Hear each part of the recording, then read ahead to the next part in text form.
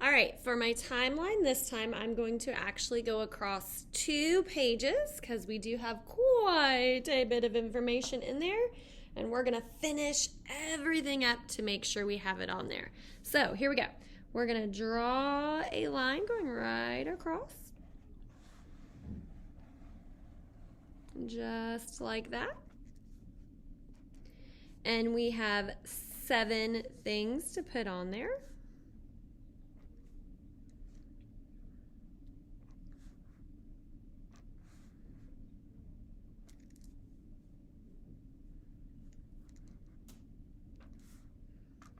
There we go. And so I have it all laid out. I'm going to start with my mnemonic phrase that helps me remember these 7 things. And I tell myself, my cat just vomited purple marshmallows after riding carousels, licking purple colored water. Just like that. My cat just vomited purple marshmallows after riding carousels, licking purple colored water.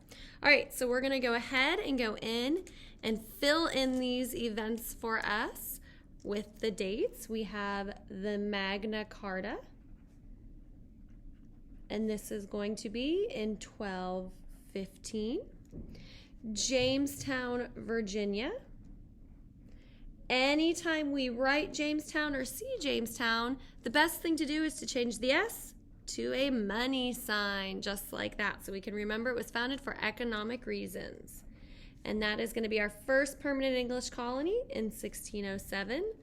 Plymouth, Massachusetts. Anytime we write Plymouth or see Plymouth, we go ahead and change the T to a cross. Oh, there's the little ray of sunshine, so that we can remember that it is founded for religious reasons. And that is, of course, MA for Massachusetts. Sorry, trying to make this a little bit clearer for you.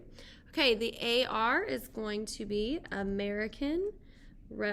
Plymouth, Massachusetts is in 1620. Revolution, that is July 4th, 1776, and it ends in 1783. The C is Constitution, which we, of course, love. So go ahead and give me a heart right above the word Constitution, so that we can know that that is the thing that we love, because it is for our government. All right, and that is going to be in 1787. LP is Louisiana Purchase. It doubles the size of the United States. That is in 1803. And CW is Civil War. That is the last thing that we study, 1861, and it ends in 1865. All right, so we have our whole timeline laid out. My cat just vomited purple marshmallows after riding carousels, licking purple colored water. Great way to memorize all the dates. Make sure that you know them as we have that state testing coming up. Let's go ahead and see how they're all connected. All right, so I'm going to go ahead and I'm going to zoom in just a little bit as I do this right there, so that we can go ahead and see how they're all connected, and we'll move on over and we can see stuff. All right, starting with the Magna Carta in 1215. If we remember, the colonies don't get founded until 1607. So what does 1215 have to do with 1607? Well, when the colonists showed up to Jamestown, Virginia, they had ideas. And their number one idea was about government. It was this idea of limited government. The government can't just do whatever it wants. It has to listen to the people. So in 1607, when the colonists came for economic reasons, they said, okay, we have limited government.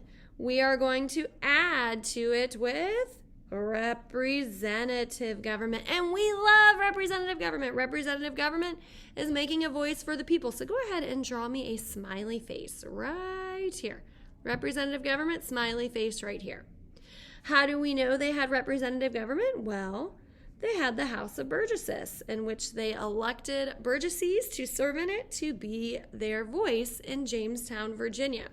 So in 1620, when those Puritans came for religious reasons, they said, okay, we have limited government, we have a representative government, we are going to add to it, we're going to take it upon ourselves to create a government that is going to give us self-government, which we all know is saying, okay, we're going to have a democracy, making sure the people have a voice. How do we know they had self-government? Well, before they even left the boat, they signed the Mayflower Compact. Getting super creative with that name because, of course, the name of the ship is the Mayflower. Now, technically, representative government and self-government, they're not supposed to have. That wasn't allowed under the king, but the king doesn't stop them. Why does he not stop them? Well, it is that thing called salutary neglect, where he knows they're doing it, but the king purposely ignores them. Why is he going to ignore them? Because he's too far away. He really does not have the ability to stop them. He's too worried about other things that are going on. He's way too far away to really stop them from doing it. Salutary neglect, knowing they're breaking the law and not doing what they're supposed to, but ignoring it. Now, one war is going to change it all. It's going to completely make things different. And that war is going to be none other than... Nope.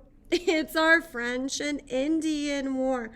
The French and Indian War taking place in the Ohio River Valley, where the colonists want more land. They're going to fight for more land. They're going to win. They're going to move. But the king says, stop. And when the king says stop, the colonists are going to get upset, and it's going to lead to our revolution because the king also says, hey, by the way, I need you to pay off the war debts. And so now the colonists are not happy. How do we remember our causes to the American Revolution, those debts that we have to pay? I drew a line so that I can do it right down here. We say to ourselves, Nate Smith saves quarters daily to buy better iPhones. Woo, that's a mouthful. Nate Smith saves quarters daily to buy better iPhones. These are the causes to my American Revolution. And so we're going to go ahead and fill in those causes. We, of course, right here, the Nate is going to be the Navigation Act. You can only trade with England. And, of course, the colonists don't follow it. They trade with whoever they want. They smuggle in goods and smuggle out goods. So then, to try to get the debts paid, we get the Sugar Act, that tax on molasses, and, well, you just get more smuggling. The king really doesn't get any extra money. So he tries even harder, and they pass the Stamp Act. Parliament passes the Stamp Act. It is not a tax on stamps. It is a tax on all paper materials. Colonists are getting really angry. They're being vocal about that anger. The king sends more soldiers over. The colonists are then going to have to provide housing to them. That is going to give us the Quartering Act, having to provide housing, food, any other needs that they have. So the colonists are getting really, really, really mad. They feel like the soldiers are just there to spy on them. So the king passes an act above all acts. It is the Declaratory Act. This is the law that says you have to follow the laws. He is declaring it. So are you breaking one law or two laws? We don't know. So king decides and parliament decides, okay, we're not going to tax you directly. We're going to tax you indirectly. And so they pass the Townshend Acts, which are no longer collecting taxes on the colonists. It's going to collect it at the seaports, on the merchants who are just going to raise their prices. Colonists aren't dumb. They know what's going on, especially in the town of Boston. It's a port city. Lots of goods coming in and out. Lots of soldiers having to be quartered. So they're going to get angry. They're going to voice that anger. Tensions grow. It is going to lead us to the Boston Massacre, where 5 innocent colonists are murdered. The first one, of course, being Crispus Attucks. Are they really innocent? Well, the judge decided no, they weren't really innocent, that the soldiers... and the jury, that, the soldiers weren't guilty, that they were provoked by some of those colonists. We then get a Tea Act, which results in the Boston Tea Party. The Tea Act had declared that only the British East India Tea Company could trade with the colonists, that they could only buy from them. They didn't like that, so Sons of Liberty, led by Samuel Adams, are going to board the ships in Boston Harbor and dump tea.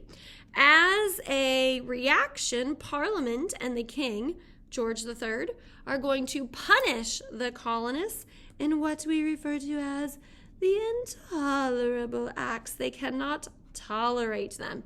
They close the port of Boston, suspend town meetings, send more soldiers, and the colonists are very angry. All of these together lead to our First Continental Congress, who are going to meet in Philadelphia, and that then is going to lead us to our American Revolution. So here we go. I'm going to put in my V. I use a V for my revolutionary timelines because we had a victory. It's also, we start up at the top, winning, losing, turning point, and work our way back up. And so our mnemonic phrase to make sure that we know our events on our A is, let's devour some very yummy tacos. There we go. Let's devour some very yummy tacos. So starting off at the very, very, very top, let's devour. Let's is going to be Lexington and Concord. The shots heard around the world. It's the start of a revolution. Lexington and Concord started the revolution. They're feeling pretty good. Think they could win. Send the king a olive branch petition saying, hey, we just want peace. King sends it back, says no. That's when they decide on July 4th, 1776 to declare independence. Notice it's not at the top because we're not 100% sure we will win, but we do want to make sure that all men have their unalienable rights of life, liberty, and the pursuit of happiness, rights that you are guaranteed from your birth and cannot be taken away. Unfortunately, although Americans have some wins, they're not doing too good. They're kind of afraid. They're not really sure. They're running out of money. They're running out of supplies. What are they going to do? What are they going to do? Oh, they win at Saratoga.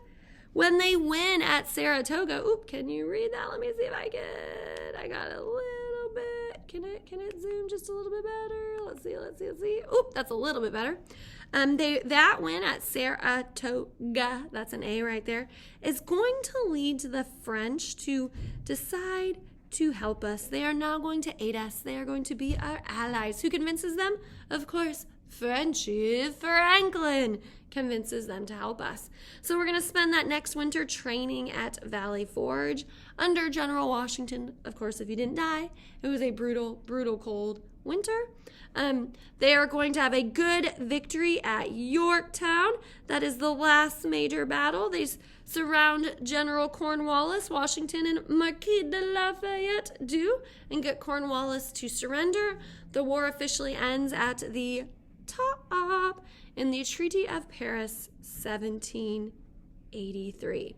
We are now the United States of America. We are our own country. So excited. But we have to remember, as our own country, we have to create our own government. And the first government that we're going to be under as part of the American Revolution before the Constitution is going to be none other than the Articles of Confederation.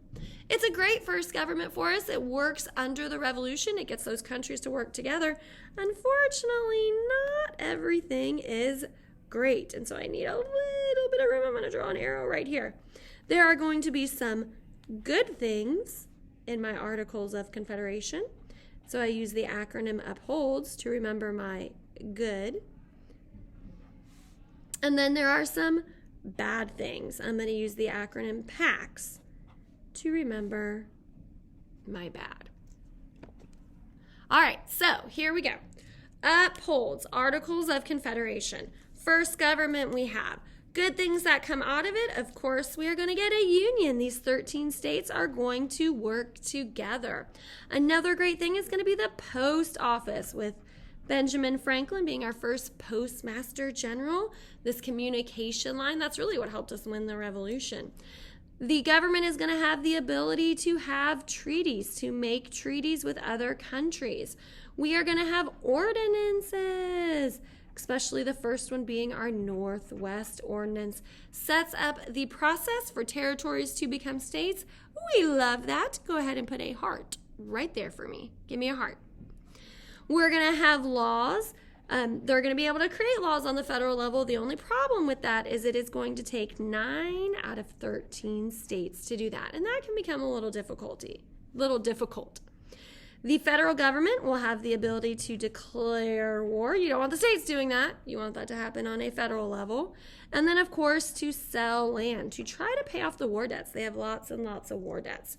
All right, our not good things, these are all no, no, no, and no.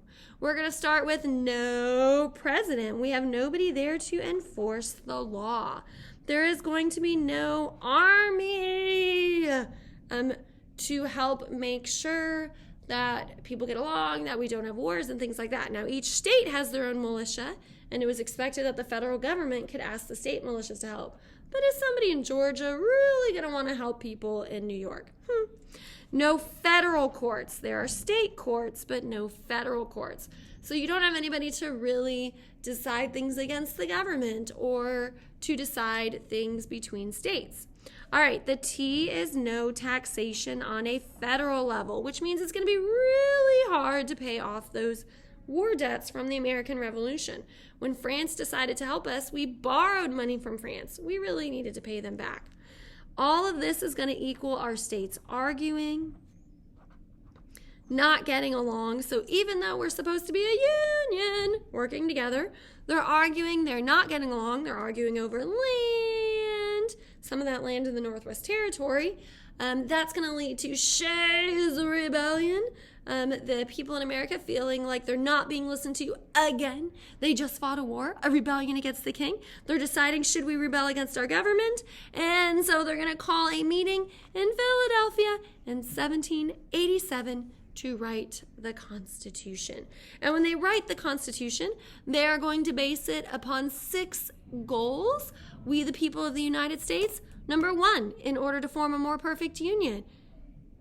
We, the people of the United States, in order to form a more perfect union, establish justice, ensure domestic tranquility, provide for the common defense, promote the general welfare, and secure the blessings of liberty. So go ahead right there at Constitution.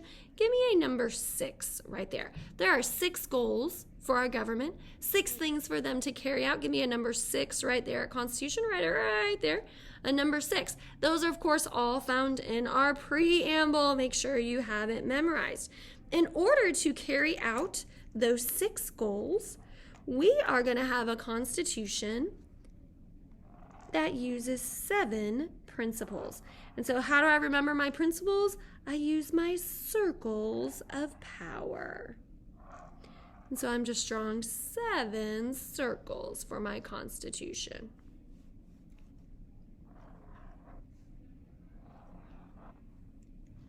And one more right down here. All right, so here's my 7 circles going right back up to the top. These are the Constitution.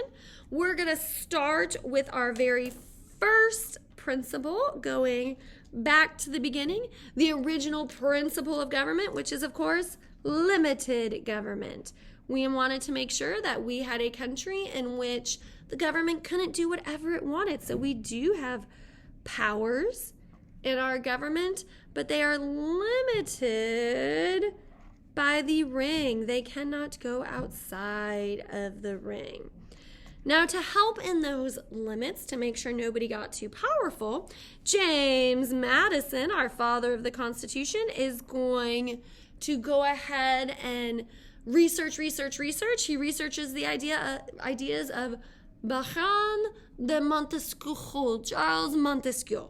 And so he looks it up, and one of the things Charles Montesquieu talks about is separation of powers, creating that legislative, executive, and judicial branch. Each branch has its own powers, its own jobs. Of course, the legislative branch being Congress, they're going to make the laws. The executive branch being our president, he is in charge of enforcing the laws, and our judicial branch being our court systems, and they are in charge of interpreting the laws. Now, you got to make sure you stay in your lane. You don't go outside your lane. And to make sure you stay in their lane, following the ideas of Charles de Montesquieu, again, got to spit a little bit right there, you are going to get the idea of checks and balances, where each branch has its own power, just like they're separate, but they can check the other ones. So the executive branch, if the president says that law's not good, he can veto it. But of course, the legislative branch can override his veto. So they're checking on each other. The executive branch appoints our justices. The judicial branch can declare acts of the president unconstitutional. We have seen that. All right. The legislative branch has to approve the judicial branch, and the judicial branch can declare laws unconstitutional. And so they are checking on each other, making sure you stay in your lane. All right, our favorite principle, because it's all about the people, is popular sovereignty. Put a little heart right there. I love popular sovereignty. Give me a little heart right there, because it is people power. Power to the people. How do I show my power? I vote, I speak out, I sign petitions, I call my representative. Popular sovereignty is power to the people. Of course, having all those voices, those millions and millions and millions of voices, can get quite chaotic. So we are going to elect representatives under the idea of a republic. We don't live in a true democracy. We live in a democratic republic, because we elect representatives who do have some power to help make those laws. But they, of course, get the power from the people. So there is my people standing guard. Now, what is the number one thing we want to make sure that our representatives are protecting? Well, it is our individual rights. And what do we find our individual rights in? We find them in our Bill of Rights. Here is my attempt at a shield that everybody always laughs at. If you can draw a better shield, go for it. All right, individual rights. There are 10 amendments in our Bill of Rights. Of course, number 1 being our RAPS, religion, assembly, press, petition, speech. 2, the right to bear arms. 3, can you see it? Can you see it? No quartering. 4, no search and seize without a warrant. There are 5 big things in 5. You have the right to, you have to be charged with a crime, the right to a trial, no double jeopardy, so there's my X, no self-incrimination, I cover my mouth, and eminent domain. If they take my property, like my land, they have to provide just compensation. 6 is criminal trials. That means it's speedy, right to a lawyer, trial by jury, criminal trials. 7 is, of course, civil trials. I have all the same rights, but in a civil trial if I'm suing somebody. 8, no cruel, unusual punishment. 9, the people have rights. See, I turned my hand in and I put one thumb down. That's only 10 fingers, right? I point towards me. And then 10 is the states have rights. So I'm pushing it out to the states, which of course gives us our last principle, because that is Amendment 10, and that is the principle of federalism. Federalism says that there are state powers and federal powers. Sometimes they share these. They both have an executive, legislative, and judicial branch. They both have the ability to make laws. They both have the ability to tax citizens. And sometimes they are divided. Who gets to declare war? Only the federal government. Who sets up our school system? The state governments. And so there are things that they share and things that are divided. This, of course, being the idea that takes us into the Civil War. I got to move my thing over just a little bit so that you can see the other way.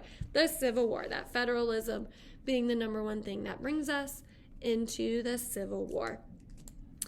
We have our Constitution. With our Constitution, we are, of course, going to get our presidents. How do I remember my presidents?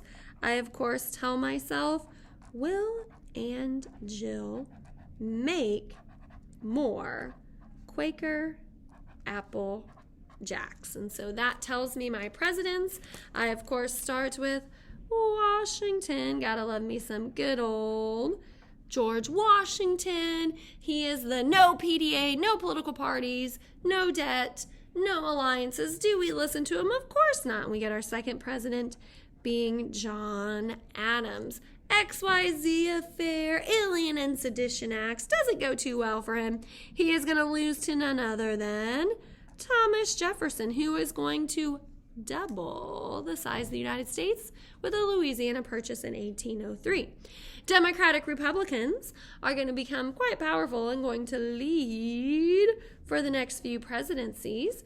You then get Madison in the War of 1812, our second war for independence, the Forgotten War. Don't forget about it, though, because it was a good way for us to prove ourselves, and it leads us into the era of good feelings under James Monroe. Missouri Compromise, Monroe Doctrine. We're going to add Florida. After Monroe, we get Quincy Adams. Of course, that is going to be done in a corrupt bargain. And so the American people don't like that. And so he is going to lose his re-election just like his poor daddy. And that led us to Andrew Jackson, a war with the bank. Even though he got rid of the national debt, he goes to war with the bank and gets rid of it. The spoils system, the nullification crisis, which is, of course, a part of the Civil War. And don't forget the Indian Removal Act. We can't forget that. And how he removed Native Americans and took away their land. All right. Louisiana Purchase doubles the size of the United States. Of course, the question is still, what happens to the enslaved people? Are they allowed in that area? Are they not? Slowly bringing us into the Civil War. That question takes root.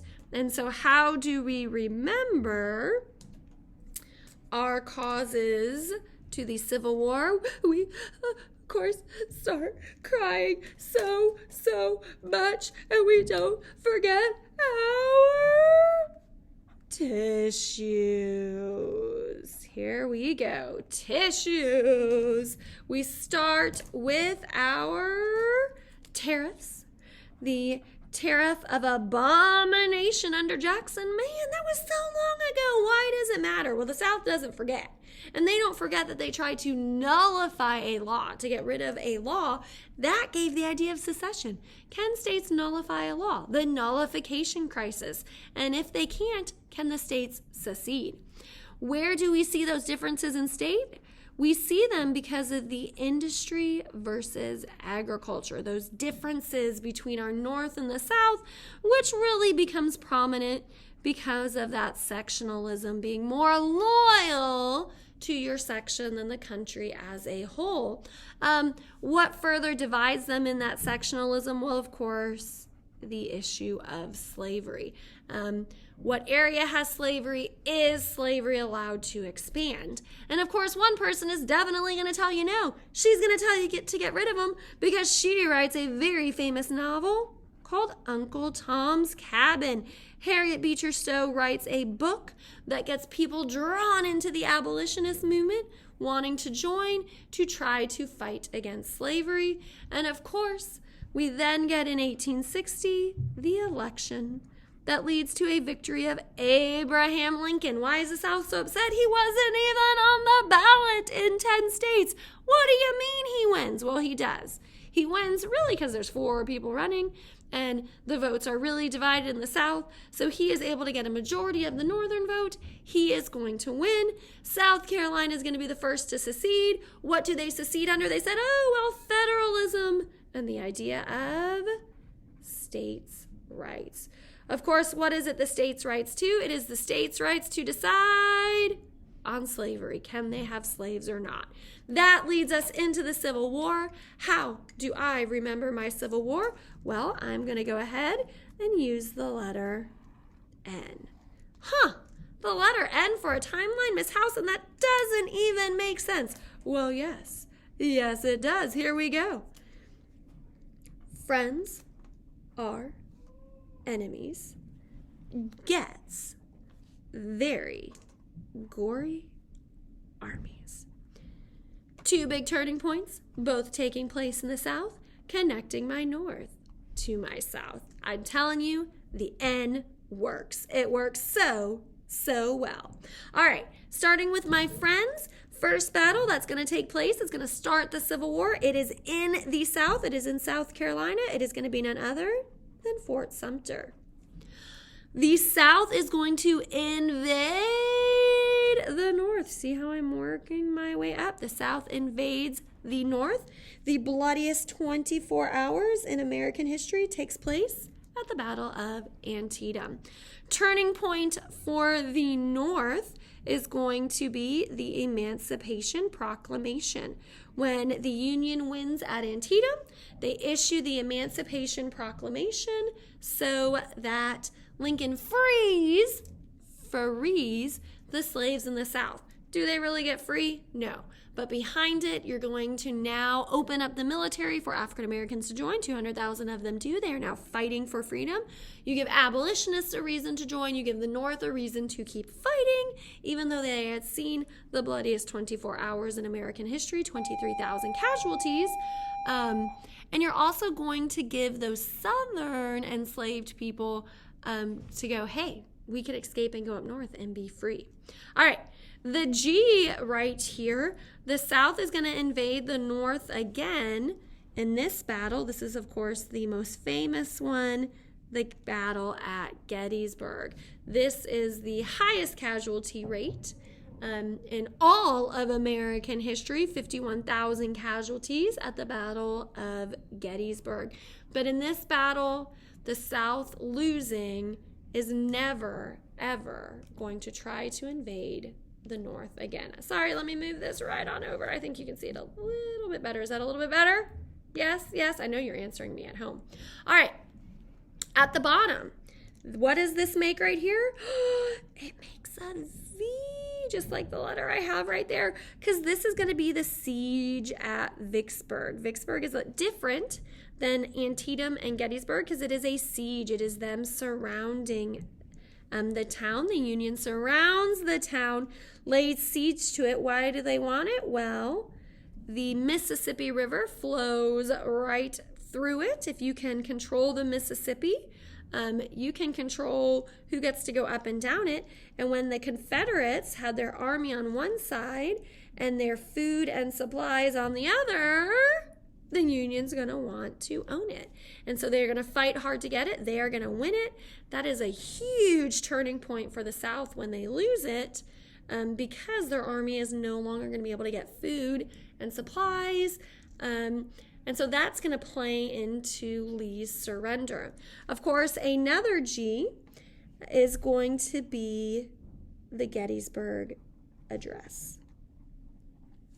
The Gettysburg Address and Lincoln talking about how we are a government of the people, by the people, and for the people. He reminds us of our democracy. He also brings up a word that hasn't been used in talking about our former enslaved people, and that is equality.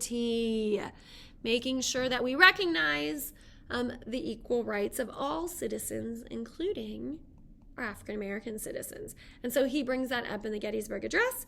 We continue to fight until Lee, who had no supplies because they had been divided in half, is going to surrender at Appomattox Courthouse. Where Lee surrenders, it ends the war with a victory for the North.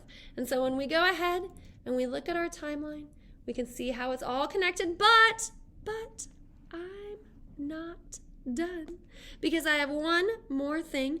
After the Civil War, we enter into that time of Reconstruction and rebuilding. And I'm going to do this right up here because I'm out of room. I'm going to do it right at the top. If you got other rooms somewhere else, you can do it there. And I'm going to go ahead and I'm going to bring my stuff right back down so that you can see it better. All right. We enter into our Reconstruction.